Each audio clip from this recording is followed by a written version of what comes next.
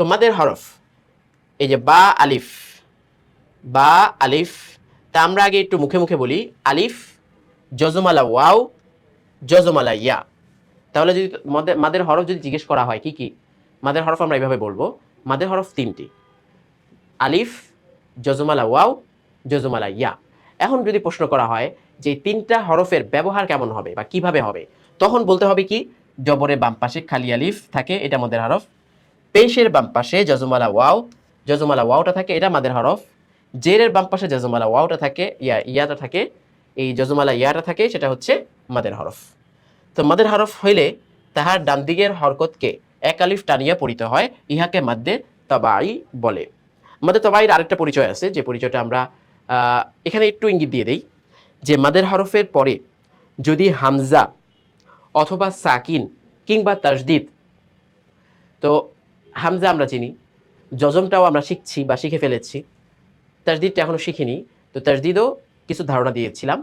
তো এই যে তাসদিদ, এই তিনটা তোমার আপনার চিহ্নে যদি কোনো একটা চিহ্ন মাদের হরফের পরে থাকে তাহলে সেটা অন্য মাদ হয়ে যায়, কিন্তু এই তিনটা যদি না থাকে তখনই মাদ্দে তাবাই।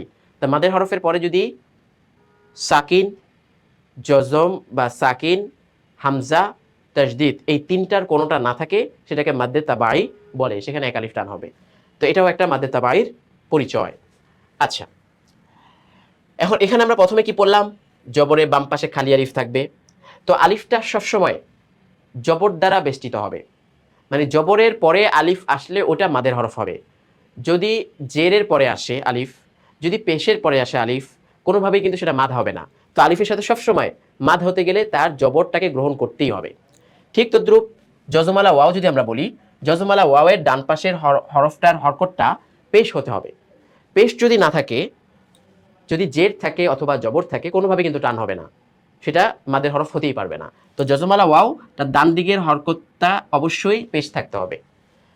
এভাবেই যদি আমরা বলি যে জজমালা ইয়াটা ডান দিকে অবশ্যই জের থাকতে হবে, জজমালা ইয়াটা মাদের হরফ হতে গেলে তার ডান দিকে জের ছাড়া কোনোভাবেই সম্ভব নয়। তো এই তিনটা জিনিস কিন্তু এখানে লিখিয়ে দেওয়া হলো এবং বোঝানো হলো। এবার আমরা তার বাস্তব বিবরণের মাধ্যমে বুঝতে চেষ্টা করব।